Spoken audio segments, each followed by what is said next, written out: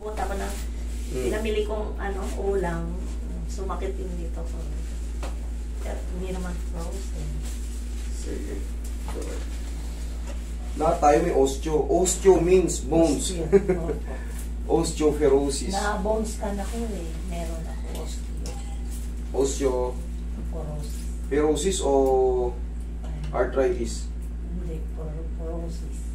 Okay. Anong 0.45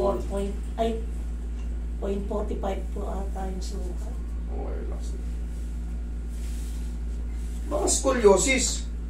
Ay, hindi. Osteoporosis. Hindi ko dala yung bone scan result. Hindi naman po sila. Ha? Ang osteoporosis, magkakaiba yan eh. Osteoarthritis, osteoporosis, o scoliosis. Hindi. Pero osteoporosis. Opo. Ang osteoporosis, ibig sabihin, paghina mismo ng gitnang buto, o yung mismong buto. Pag osteoarthritis naman, sa mga edge, kadalasan yan, yung mga spar, yan yung osteoarthritis. Delikado ang osteoporosis. Siyempre, lumulutong yung buto nyo. Hindi kayo pwede sa malalakas na cracking. Depende lang sa mag-handle kung paano kayo i-handle. Higang patagilid. Kailangan yan, dahan-dahan lang talaga. Tsaka hindi kayo pwedeng... Anong binilin sa inyo ng doktor? Baka naman pa lang, yung kumbaga... Inom mo na arit. Kumbaga... Inom ko ng pasimula. Caltrate. Para sa buto. Opo. Okay, relax na. Kabilang side. Pero pangkaraniwan na kasi sa mga umiidad. Usog ka konti. Nagpa-bone density pala kayo. Doon sa clinic namin. Free. Okay. Relax lang. Okay na pa kayo. Tingin ko naman, kasi, ang osteoporosis, makukuba kayo. Oo.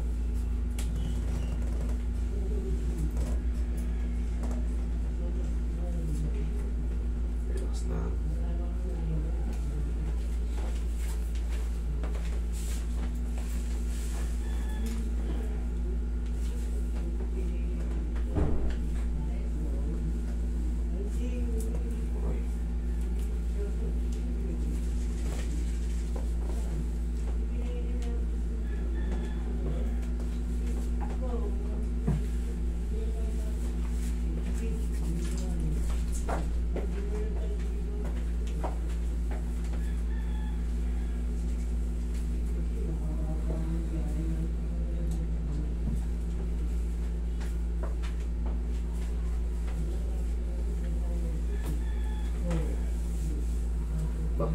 May buhangin pa. Pinaswimming nyo to.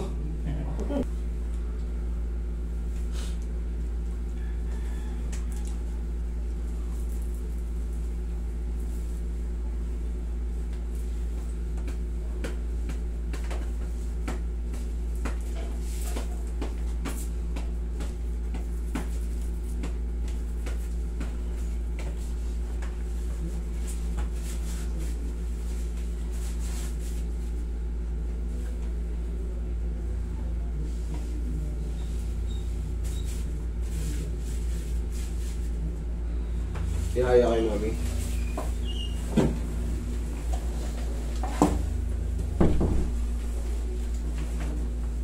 Sasabihin mo lang. Okay po.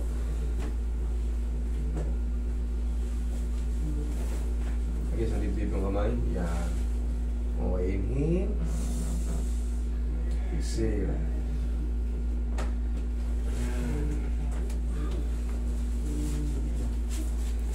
Diyan lang kayo muna saglit. Sige po kayo. Wait lang ha.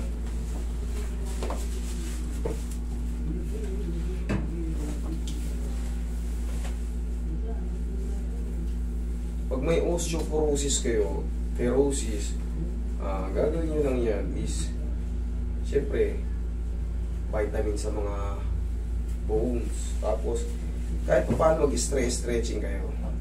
Exercise. O exercise lang, yung mabagal lang, basta may movement tayo. Para hindi kumapok yung mga ligaments natin. Mahalaga yun. Para yung mabigla ang kilos, hindi maging delikado sa inyo. Alam niyo yung sinasabi kong dahan-dahan yung mga basic na ano, tinuturo sa elementary nun. 1, 2. 1, 2. Kung ano lang maabot. Basta kung ganyan lang kayo. Kung ano lang maabot. Tapos, 1. Ganun lang, basic lang. Hindi nyo na kailangan yung mga stretching na pampila-pila, yung parang pilates, mga cobra pose. Hindi na kailangan yun.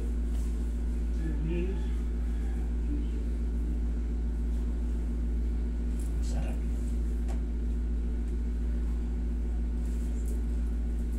Si Nana nga gusto pumunta rito. Sino yun? Yung kapatid mo. 72 na. Kaya naman natin i-handle yan. Basta makita natin yung files.